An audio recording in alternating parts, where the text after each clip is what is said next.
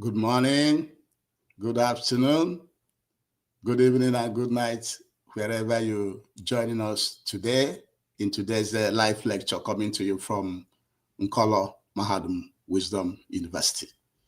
Today's date is Nkwo Market Day in the Igbo lunar calendar and 9/29/25 in the foreign Roman Catholic calendar.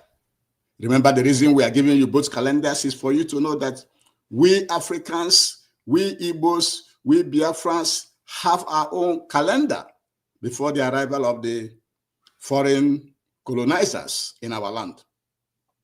Also, at Nkolo Mahadum, we always advise you to use your naturally given common sense, which we call Akonuche in Igbo language.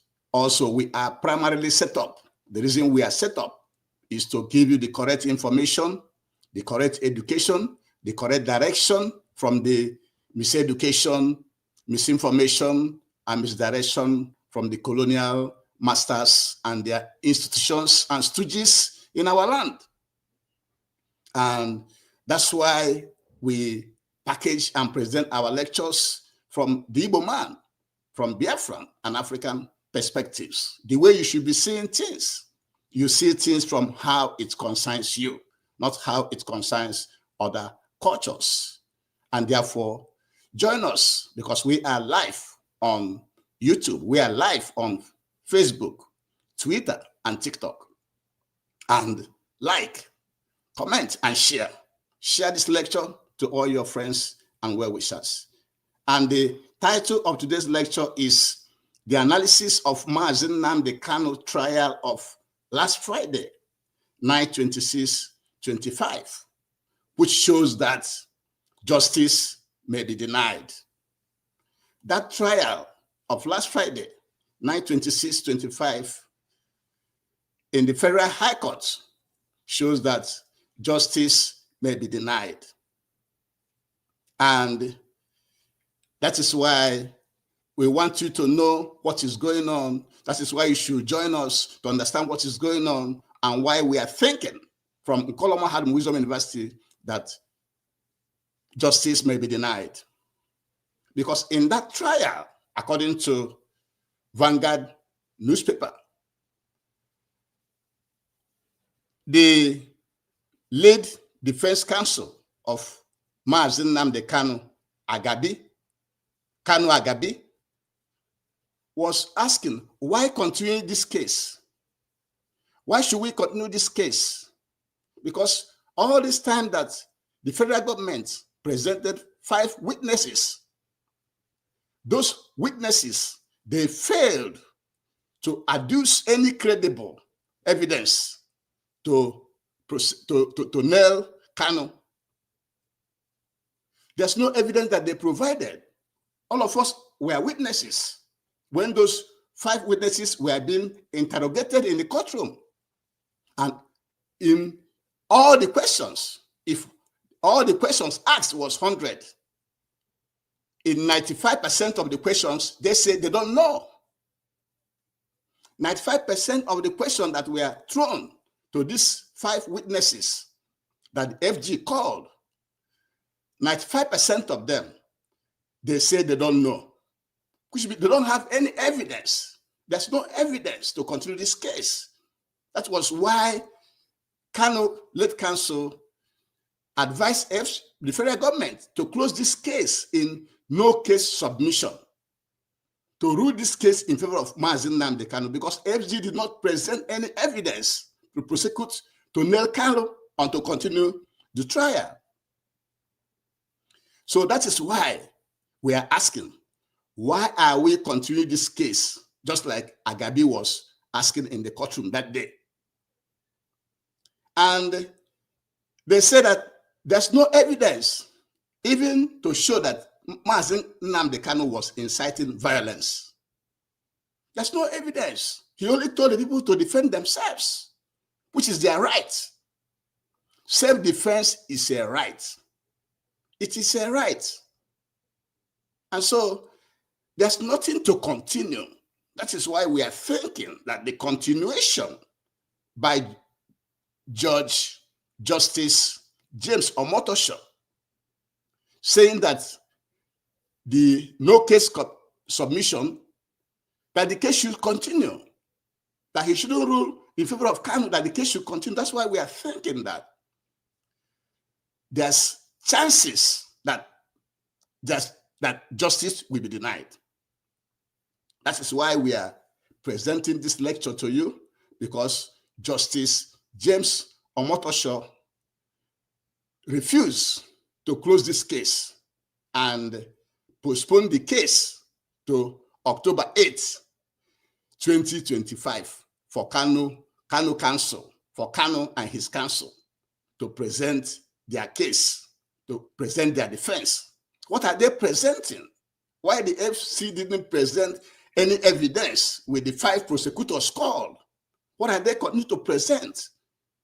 And so that is why he made this adjournment to October 8th, after the prosecution led by Chief Adeboyega Awomolo was accusing Kanu of engaging in terrorism that led to the killing of about 170 security men. You are accusing him, but there was no evidence when you called your 5 witnesses to the table.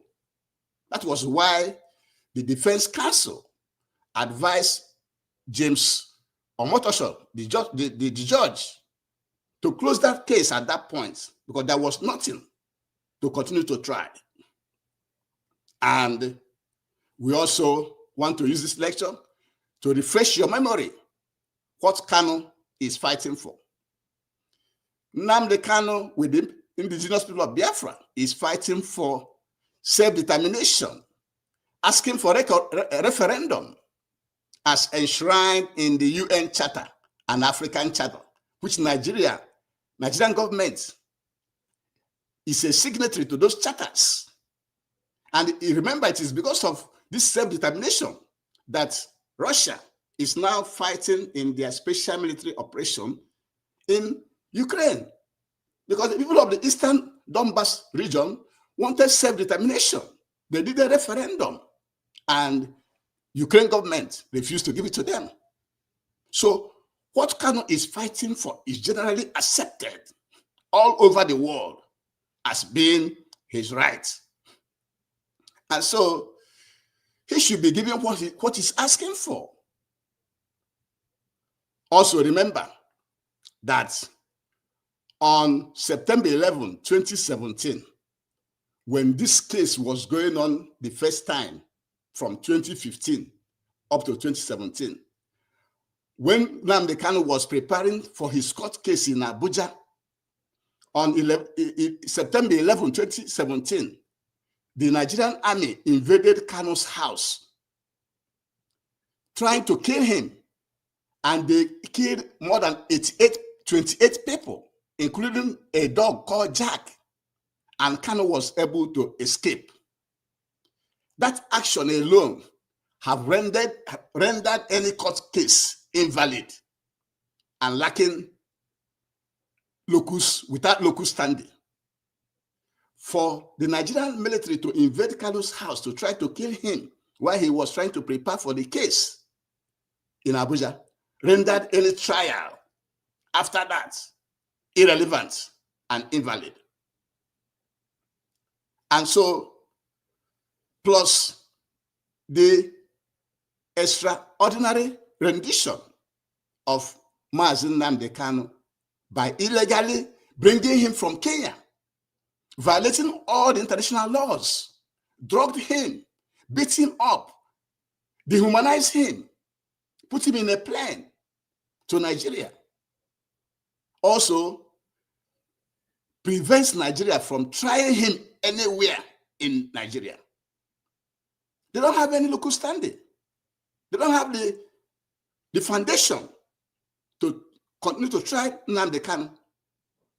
And now the judge is also saying that that extraordinary rendition should not apply in this case. That's why we are afraid. Because if the extraordinary rendition, which a court in Kenya have ruled that it was illegal, is not applied in this case, then something else is fishing. Something else is fishing if the extraordinary rendition, which is the main violation of Nigerian government on Mazi Nnamdi Kanu, is not going to be included in this case. That is why we are saying that justice may be denied. Nnamdi Kanu's house was invaded. He was extraordinary rendition from Kenya. Why are we continuing this case? Why are we? And so what we are saying here is this. Why are we continuing this case? This case has already been, Kanu has already been discharged and acquitted on October 13, 2022. All these terrorism counts were all dismissed and acquitted. Why are we starting this case afresh again? Why are we starting it afresh? The appeal courts have already ruled that Nnamdi Kanu is free to go on October 13, 2022. So why are we still, in this case? What are we trying to achieve? Now, remember the IPOB leadership led by Chike Doziem have maintained that they stand on the October 13, 2022 appeal court judgment that released, discharged, and acquitted Mazi Nnamdi Kanu. The Directorate of State, the IPOB leadership, that is where they stand on that judgment. So now that this case is continuing, and the federal government called in 5 witnesses, which cannot prove anything, which didn't come with any evidence. And the late counsel, the defense counsel, Kanu Agabi, and his team were asking for this case to be shut down, to close this case, that this case is of no value to Nigeria and to anybody else than to follow and obey the internationally accepted self-determination referendum, which everybody, every society, every tribe, every ethnicity is free to ask for and get. Why don't we stop this case? And now, after Aloy Ejimakor decided to continue this case, now that Aloy Ejimakor and his team decided to continue this case, what is going on? What is going on? Because when Barrister Ifeanyi Ejiofor and Osekome were handling this case, they also stood on the judgment of the appeal court of October 13, 2022. So now that Aloy Ejimakor and others, Maxwell Opara, are now saying that they have to restart this case again, what are we benefiting? What is going on? Why is the extraordinary rendition not part of this trial? Why is the army invasion of Kanu's home on September 11, 2017 not part of this trial? That is our question from Kolomahad Wisdom University. That's our question to you, to Aloy Ejimakor and Maxwell Opara. Why? Because we are afraid that in the past, Aloy Ejimakor have publicly said that all activities of Simon Ekpa are being done on behalf of Mazi Nnamdi Kanu, which is a total lie.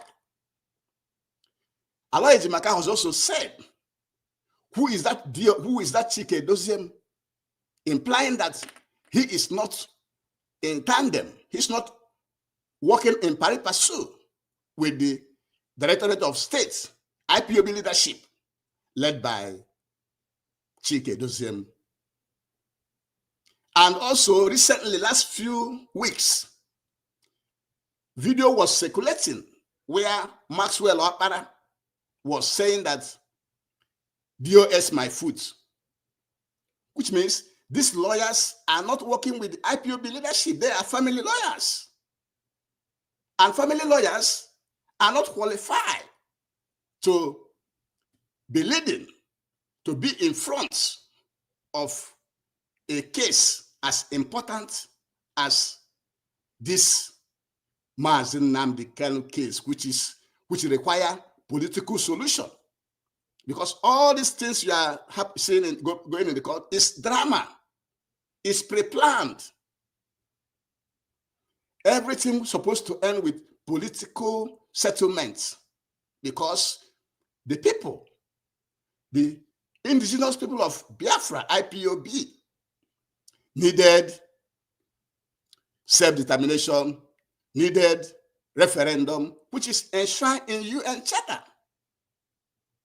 And so, what are we doing in the courts that we cannot get correct justice from Justice James Omotosho?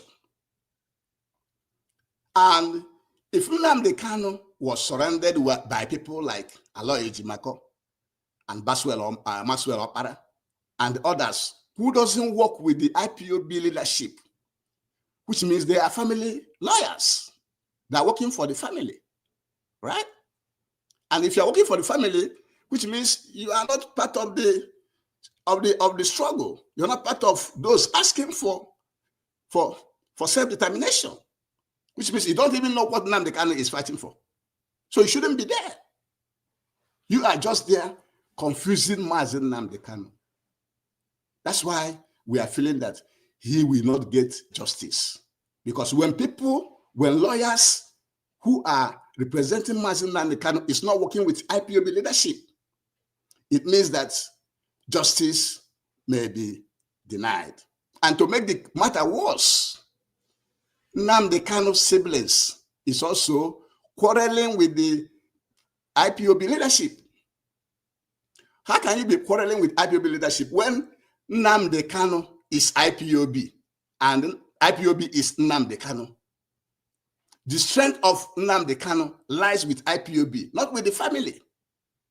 And that is why these siblings of Nnamdi Kanu are making very grave mistake. They're supposed to be working with IPOB leadership because that is where their strength is supposed to come from. Any correct judgment, any respect, any accolade being given to Mazi Nnamdi Kanu is being given to Mazi Nnamdi Kanu because of IPOB, indigenous people of Biafra. And for the siblings of Mazi Nnamdi Kanu to disassociate themselves, to disconnect themselves from IPOB leadership is a very, very big mistake. And so what we are saying is that Mazi Nnamdi Kanu should sack all those family lawyers. He should sack them because they are not working with the ideology, with what IPOB wants. They just want Nnamdi Kanu to be selfish, to take something and be selfish and come out of the DSS custody and jettison and stop agitating and stop asking for self-determination and referendum, which is what IPOB is standing on. And that is why we are saying that all those family lawyers, Aloy Ejimako, Maxwell Okpara, and others around Mazi Nnamdi Kanu should be sacked immediately so that IPOB will now select lawyers that are capable of delivering, giving them self-determination, referendum as enshrined in the UN Charter. And the federal government should also stop this case, because if the prosecution team led by Adeboyaga Awomola is saying that Nnamdi Kanu made people or led to the killing of 170 security men. How about all these terrorists in northern Nigeria who have killed so many Nigerian military people, who have killed so many people in Nigeria, which are being pardoned? They are being pardoned. They are being rehabilitated. They are being engaged in a meeting to solve the problem, not in jail. They are not in DSS custody. Those bandits and terrorists in the northern Nigeria that have been killing people in Benue, in Sokoto, in Katsina, in Jigawa, in Zamfara, in Kaduna, in Borno, in Yobe, in Sokoto, in so many parts of the north, and even in the south. How many of them are locked up? How many of them are in DSS custody? Are we not in the same one Nigeria? So Nigeria doesn't have any reason. They don't have any local standing to continue this case. That is why we are afraid that Mazi Nnamdi Kanu may not get the needed justice because he hasn't killed anybody. And before we continue, we have to ask you again to please join us, subscribe, like, comment, and share this lecture. And also go back to our previous lectures because we are here to package and present information, present these lectures from the Igbo man, from Biafran and African perspectives, how you should be seeing things. You should be seeing things from how it concerns you, not how it concerns other cultures. And in this case, we are trying to analyze the last trial of Mazi Nnamdi Kanu of Friday, 9/26, 2025, that shows that justice may be denied. Because this case is not supposed to continue. Why are you continuing the case?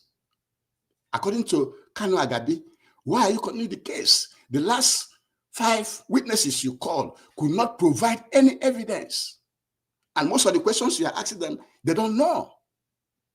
If they don't know the answers to the questions, then where are you getting the strength to continue the trial? That's what we are saying. That Justice James Omotosho will have accepted that no case submission and close this case and allow Nnamdi Kanu to go. That's what we are saying. There's no evidence. No evidence that Kanu was inciting violence. Asking people to defend themselves is their constitutional right. Every human being have a right to defend themselves. That's why you should keep this guy in this solitary confinement. Why should it continue? And then Justice James Omotosho is saying that this case must continue, and he adjourned it to October 8th after the prosecution counsel, Chief Adeboyaga Awomola Sam, have said that the terrorism charges of Kanu led to the killing of 170 security men. And we are saying, how about the killings of security men, Nigerian army, even Nigerian citizens? Many of them kept homeless, killed and kept homeless by Fulani herdsmen terrorists. How many of them are in jail? How many of them is being tried? Instead, you are negotiating with them. You are having meetings with them. That is unfair. You are rehabilitating them and giving them money. So how can you put that two together? And what we are saying is that this 7-count terrorism charge have already been discharged and acquitted by the appeal court on October 13, 2022. They've been acquitted. And what to refresh your mind, why Kanu left? He left because Nigerian army invaded his house on September 11, 2017 and killed 28 people and their dog, and Kanu was lucky to escape. I hope that is part of this trial, because you say you are going back to the starting point. It should be part of this trial, because with it, Nigeria have no case in this trial. Nigeria have no case. That's why they should close it. And now, we are now hearing also that the extraordinary rendition, which is the illegal and international violation of the law to bring Kanu illegally from Kenya to Nigeria, it's not going to be part of this trial. And we are asking, what is Aloy Ejimako, Maxwell Okpara, and all these sons in the legal team doing? Are you sleeping on duty? Why shouldn't it be? That is the main thing that rendered federal government's continuation fruitless. Extraordinary rendition, violation of international law, is one of the things that made this case irrelevant. It should be part of this case. And we are saying, now that the lawyers were changed from Barrister Ifeanyi Ejiofor and Ozekome to now starting from Aloy Ejimako and Maxwell and others who want to continue this case, what are we doing? It's been about 3 years that you took over. Haven't Nnamdi Kanu been released? What are you waiting for? What is going on? Why can't this case be stopped with no case submission? Because all the witnesses called by FG didn't say, have no evidence. And we are saying that for Aloy Ejimako and Maxwell Okpara to be disassociating themselves from the Directorate of States by bad-mouthing the IPOB leadership and not working with them shows that they are working for the family. And then Nnamdi Kanu is not for the family. What brought in Nnamdi Kanu to the DSS detention is not family issue. It is self-determination, asking for referendum, championed by indigenous people of Biafra, IPOB. So Nnamdi Kanu is IPOB. IPOB is Nnamdi Kanu. So when the lawyers representing Nnamdi Kanu is now walking away from the organization, asking for self-determination, then what are they doing? They want Nnamdi Kanu to compromise, to move away from the struggle, to leave the DOS and IPOB and be on his own and get freedom.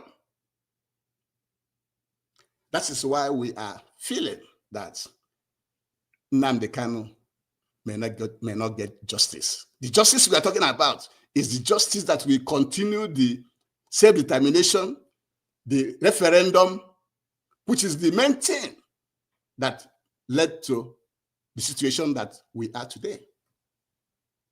That's what we're saying. And we are also using this lecture to advise Mazi Nnamdi Kanu siblings to know that what brought Nnamdi Kanu to where is today is not the family.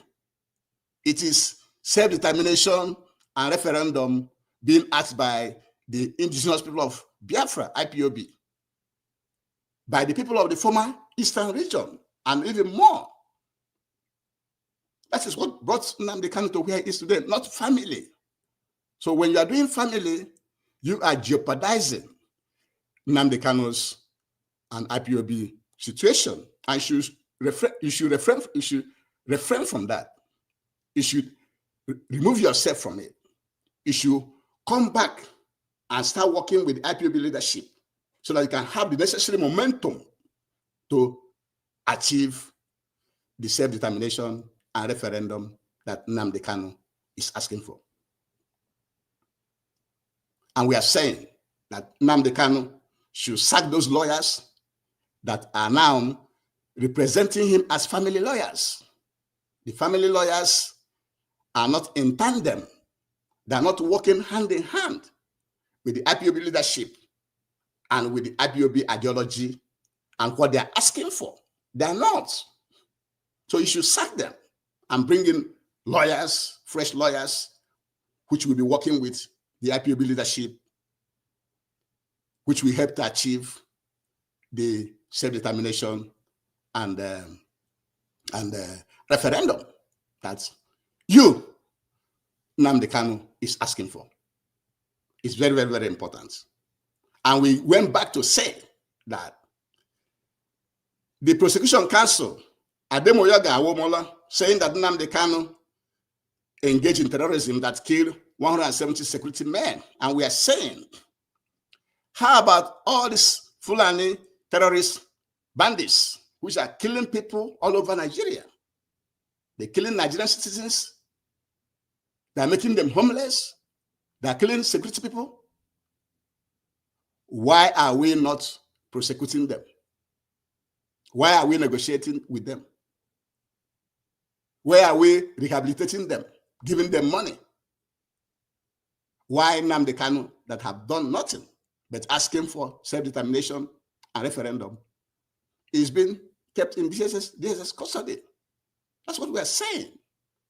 Why are we not being treated the same way? So we, at Nkolomahadum, we stand with the defense counsel of Nnamdi Kanu asking for no case submission. We are still asking Dr. James Omotosho to end this trial as quickly as possible in favor of Mazi Nnamdi Kanu, because he has done nothing wrong. And with this, we shall be bringing today's lecture to an end. Thank you very much for joining me today, and have a very, very good day. Thank you. Bye-bye.